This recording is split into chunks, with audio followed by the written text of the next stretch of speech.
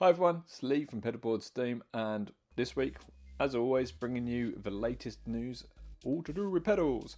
We've got some cool information this week, so we are looking at the Hughes and Kettner StompMan.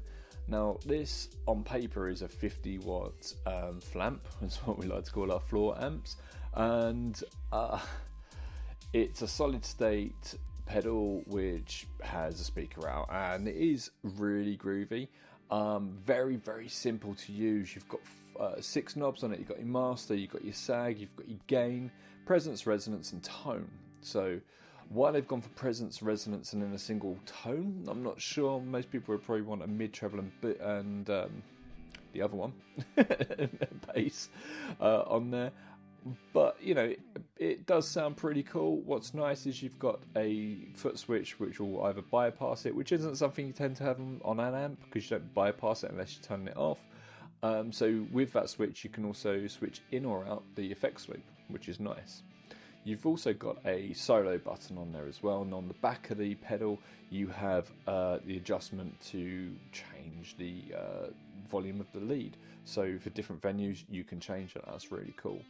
Another nice feature to this is the effects loop, the out, the send can also be a line out to the front of house, because this isn't going to cope with big gigs, but it will be a very convenient thing to have on your board if you want to go ampless. So the downside of that is if you get to the gig and there's a 16 ohm cab there, this is only going to put out 12.5 watts. If you want the full 50 watts, you've got to rerun him through a 4 ohm cab, which you just don't see anywhere really. So yeah, I would say consider this to be a 25 watt amp if you really want to, because you will see a lot more 8 ohm amps, and that's where you get your 25 watts. Sounds wise, from the demos that I've seen, it's a bit fizzy. You do tend to get that with solid state amps, but I think you can probably sort that out with a nice overdrive before it. Remember, this isn't going to react to your overdrives like a valve amp would. So you will need to kind of sort your pedal board out around this amp as you would with any amp. But don't expect to be playing into a Marshall and then to plug this in and to get the same results out of your board. It's not going to happen. The negatives out of the way though, this does look and sound pretty bloody cool. If you want to base everything around this, it's a really good solution. I'm very much an advocate of flamps, and I'd say, yeah, this looks really cool. Moving on, we have another Bluesbreaker pedal. Now, that might not be the most exciting news because we have had quite a lot of news around Bluesbreaker style pedals recently, but this one is different. Not only does it have sliders instead of knobs, which always looks really cool, it's got this contour knob, well, slider, and as you dial it in, you get more and more fuzz. And the fuzz in it is obviously voiced to match with a Bluesbreaker style overdrive. And it sounds so good. It is so classic rock. You know, just listen to it, I was just like, yeah, man, we're getting real cream vibes here. It's very, very, very nice. Bit of reverb, beautiful. I don't know what that was, but yeah, man. This looks super, super cool. So it's SolidGold effects. It's called the Commodore Overdrive, and I think this is going to be around $200. Looks really, really cool. One thing to bear in mind, personally, with sliders on pedals, I've had problems with them before. I think it's where dust gets into the holes. I've had a couple of pedals with sliders on go wrong. So that's just a bit of information there. Chances are it's not going to happen with this, but you don't know.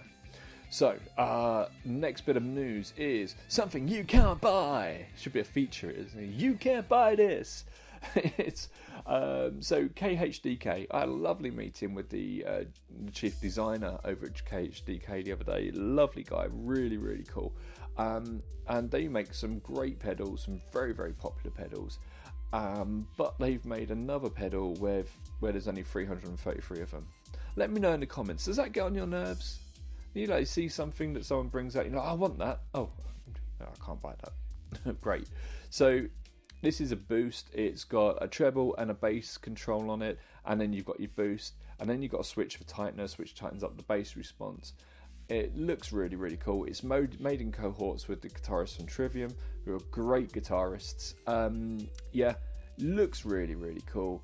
You can't buy it. So let's move on to the final bit of news this week, which is a tremolo.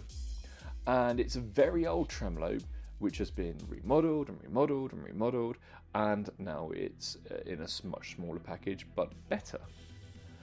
This is the Pulsar from EHX, and what makes the Pulsar a little bit more unique is the little switch on it will take it from triangle wave, which is kind of ramp up, ramp down, which is more natural, to a square wave, which is basically on, off, so giving you that really choppy, really choppy tremolo sort of sound that you can get, which sounds more like a synth in some cases. Why is the new one better? Well, simply put, they've put a volume control on it. Why anyone would release a pedal without a volume control on it does my head in. It, you need that unity gain. So yeah, this is looking really cool. It's nice and small. You've got stereo out, mono in, 9V on top. Looks nice. Yeah, I'm quite fond of that. I think it looks really, really good. Now, just arrived at my door, a couple of things that we spoke about a couple of weeks ago. We've got the Impulse IR loader and the Bucket Brigade analog delay. We'll be bringing you demos on them soon. So this isn't just news. This is a precursor to things that we may demo too. Anyway, look, I hope you had a really nice week. I hope you have a lovely weekend. I'll see you all next week. Bye-bye.